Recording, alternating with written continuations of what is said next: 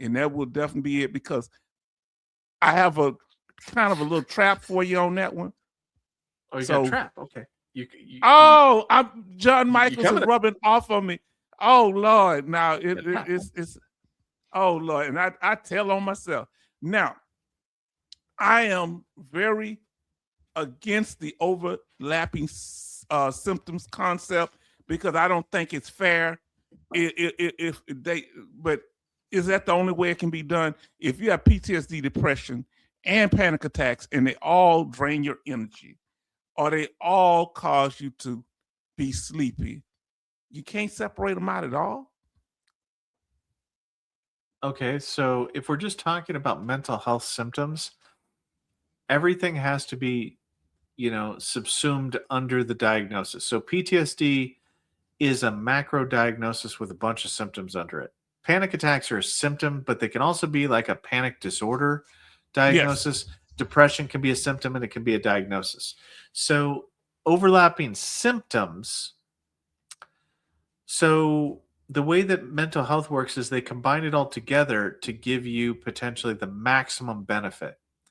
Because if they Okay. nickeled and dimed it, it's just too hard because mental health is a very complex overlapping set of conditions, right? Like you can have depression, you have anxiety. PTSD requires both, right? So Right. in order to So diagnose it, yeah. so you saying so we have to look at it whether sometime panic attacks could be a symptom of PTSD, but also a separate diagnosis.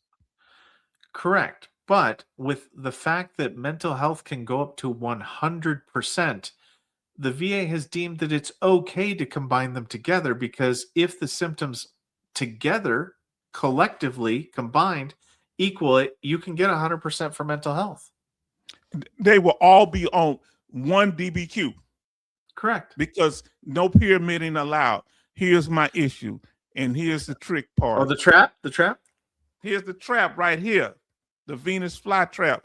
Now, is there any times because PTSD and TBI has symptoms that overlap, right? Yeah. Or well, not PTSD.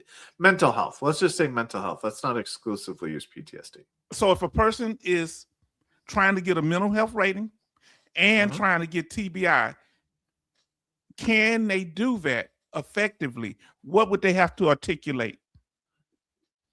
Okay.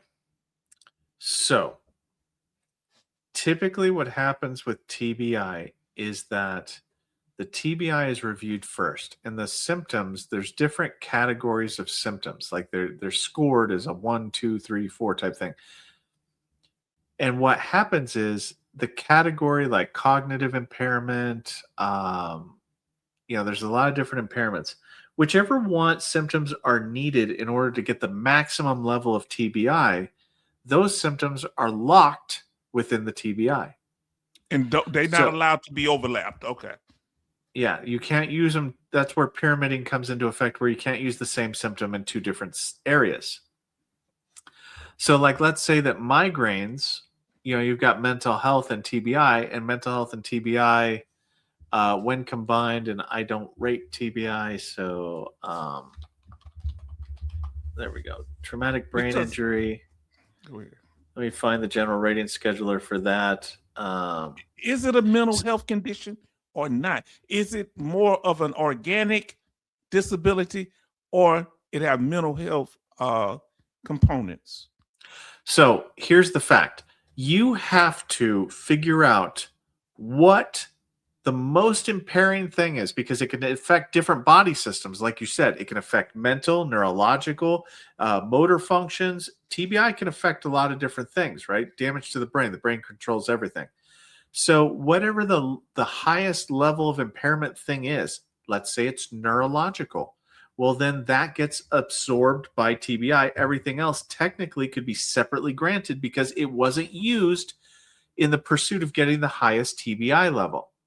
Oh, okay. So there's no overlapping, no pyramiding. Kind of, yeah. Kind of. See, I'm trying. But if a symptom is used, because they go to 0 to 3, that's what it is. So it goes from 0 is normal, 1 is mild impairment, 2 is moderate impairment, 3 is moderately severely impaired, and then you've got total impairment. But the rating, VBMS calculates this out, kind of thing. But if your mental health was so severe that, like, if you had, like, let's say that your judgment or social interaction was impaired, and it's your social, actually, no, I can't do that. Motor activity. Okay, I've got to keep something completely different. So let's say your motor activity, because you've TBI, got right? Yeah, TBI. Let's say that it's moderately decreased. You know, you got bradykinesia, you got whatever. If they use that, and that's your most severe TBI symptom, then they'll use that and they'll tether the motor skills to granting you TBI at whatever percent they give you. If your mental health is lower, and let's say it's like 30% disabling, but it wasn't used in calculating the TBI, then it can get separately granted. Whatever is the most severe potential symptom of TBI gets absorbed by TBI and used to make the highest rating it can. What do they need to? That makes sense, but like we say, you say Solar's. What do you call her? Huh? The name right there. Solaris. Solaris say, I might have both. If a person has both and they're trying to get separate ratings, what do they need to be able to articulate when they go into a CMP exam that, you know, divide the, if they bring up the other condition? Yeah. What's the worst thing? Because you have to think about this like TBI is the disease, the disability. Mental health is the symptom. Migraines are a symptom. Tinnitus is the symptom. This is the symptom. Like, that's the way you have to look at this. So it's not that PTSD is a separate disability. No, it's a symptom of TBI. PTSD can be a symptom of TBI? Yeah, it's better to think about it like it's a symptom of. And whatever the highest, the most severely disabling symptom of TBI is, has to be bonded or combined with TBI. So if your mental health is the most severe symptom of TBI, then your TBI will be rated based upon your mental health. So it can't be separately granted. But if your migraines are a symptom of TBI, then, and they weren't used to get to that higher level, they can be separately granted.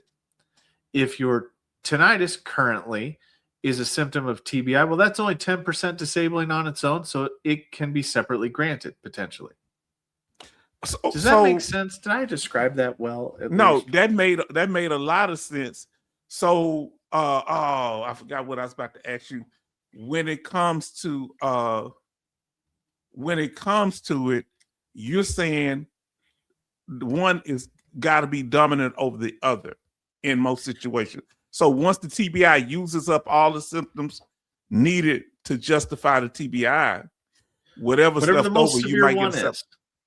Yeah, it picks one. It is the Highlander. It will pick the worst one, and it will use that one as that category. So if it's like motor activity, if motor activity is your worst one, then anything under motor activity gets subsumed or absorbed by TBI, and that's what is used to grant the highest level one, leaving potentially mental health to be separately granted on other symptoms.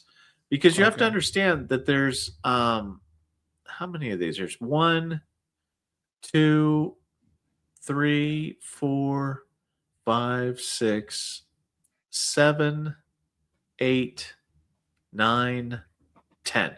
There are 10 different categories of symptoms, symptoms of TBI. Wow. Those 10 different categories, some of them overlap with each other. So mental health dips its toe into a lot of categories. So it's dependent on what the most severe symptoms are, and then it just absorbs them. Yeah, it's kind of weird. That's why I haven't done the second video on it.